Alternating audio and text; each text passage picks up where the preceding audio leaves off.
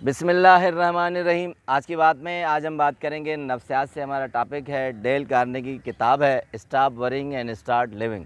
परेशान होना छोड़िए और जीना सीखिए।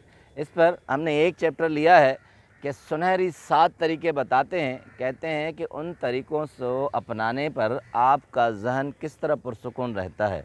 यानी हमारी ज़िंदगी में जो जहन हमारा मुंतशिर रहता है, परेशान रहता है, सुकून नहीं आता, उसकी क्या वजूहात होते हैं। कहते हैं इन 7 तरीक़ों को अपनाइए। 7 मेथड्स ऑफ लाइफ हैं टू पीसफुल माइंड के लिए कि आप पुरसुकून रहेंगे। 3 हमने किए हैं, आज तीसरे का दूसरा पार्ट है कि एहसान शनासी का सिला मत मांगिए।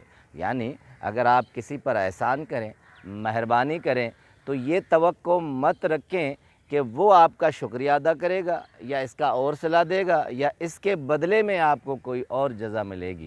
कहते हैं कि ये इंसान का फितरती अमर है कि वो एहसान फरामोश है, मगर एहसान शनासी का जज्बा पैदा करना पड़ता है। हम कुदरती तौर पर इस तरह के इंसान हैं कि अगर किसी का एहसान लें तो उसका बदला नहीं चुकाते। ये अक्सर व बेशतर देखने में आया है। कहते हैं अक्सर वालिदैन को ये शिकायत रहती है कि वो अपने बच्चों के मामले में अक्सर ये कहते हैं कि बच्चे एहसान फरामोश हैं, हमने इनके लिए जितना किया वो हमारे लिए नहीं करते। इसकी एक एग्जांपल देते हैं डेल कार्नेगी। कहते हैं टेक्सास में एक फैमिली थी, एक शख्स था, उसने क्या किया, फैक्ट्री में काम करता था, एक हफ़्ते के $40 कमाता था। उसने अपनी ज़िंदगी के ख़्याल को पूरा करने के लिए एक बेवा से शादी कर ली।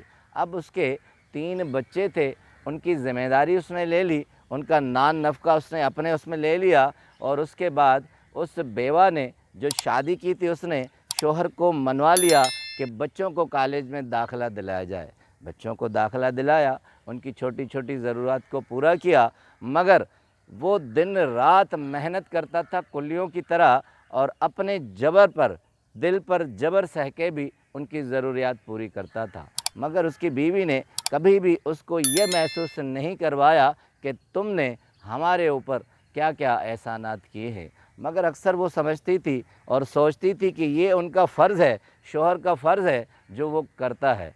और ज़ाहिरी बात है बच्चों के जहन पर भी वही असर पड़ा जो माँ का था। वो भी कभी भी नोटिस नहीं लेती थी। बड़ी से बड़ी ज़रूरियात जब पूरी होती थी उस पर भी उसका दिल नरम नहीं होता था।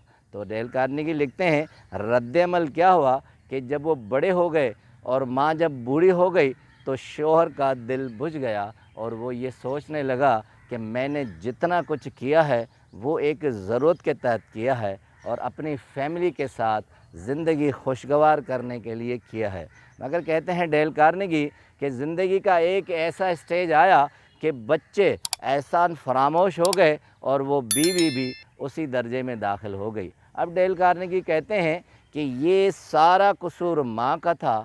माँ ये सोचती कि वो कितनी बड़ी कुर्बानी दे रहे हैं, कभी 2 अल्फाज में उन्हें कह देती तो उनकी सारी ज़िंदगी की थकन ख़त्म हो सकती थी। और बच्चों पर भी माँ का असर था। कहते हैं कि ये एक फितरती अमल है कि हम एहसान फरामोश पैदा हुए हैं और एहसान शनासी का जज्बा ख़ुद से पैदा करना पड़ता है। अगर हम इस जज्बे से लबरेज़ हो जाए तो हम फिर ज़हनी सुकून से भी लबरेज़ होंगे और ज़िंदगी भी हमारी खुशगवार गुजरेगी।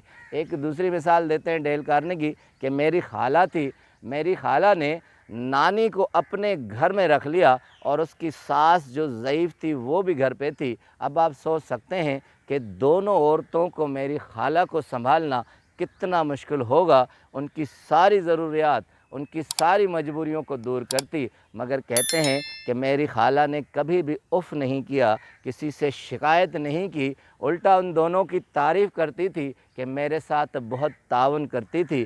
कहते हैं कि हम ख़ुद देखते थे कि वो कितनी तकलीफ़ में उनको मुब्तला करती थी। मगर कहते हैं कि आज हमारी खाला को 25 साल हुए हैं कि वो बेवा हो गई हैं, मगर उनके 5 बच्चे हैं। हर बच्चा ये कहता है कि मेरे पास रहें, मुझे खुशी होगी। کیونکہ انہوں نے اپنے اندر جو جذبہ پیدا کیا تھا وہ جذبہ ان کے بچوں کے اندر ہے۔ کہتے ہیں آج بھی ہم گواہ ہیں کہ ہر بچہ کہتا ہے کہ ماں میرے ساتھ رہے، مگر وہ مستقل کسی کے پاس نہیں رہتی۔ اب ڈیل کارنیگی کہتے ہیں کہ اپنے اندر یہ شعوری جذبہ جب پیدا کریں گے تو آپ کے اندر پازیٹیوٹی آئے گی، یہ مثبت سوچ معاشرے کو اپنے ساتھ لے کر چلے گی، اور ساتھ ساتھ آپ کا ذہنی رویہ بھی پازیٹیو ہوگا اور آپ کی زندگی پرسکون گزرے گی۔ اگر آپ چاہتے ہیں کہ آپ کا ذہن منتشر نہ ہو، اسکیٹر نہ ہو، بہت سکون سے زندگی گزارے، تو اپنے اندر احسان شناسی کا جذبہ پیدا کیجئے، اور جن پر آپ مہربانی یا احسان کرتے ہیں یہ مت سوچئے کہ وہ بھی آپ کو وہی صلہ دے گا۔ اگر اس سوچ کے ساتھ چلیں گے تو زندگی بہت سکون کے ساتھ گزرے گی۔ آپ کا بہت بہت شکریہ۔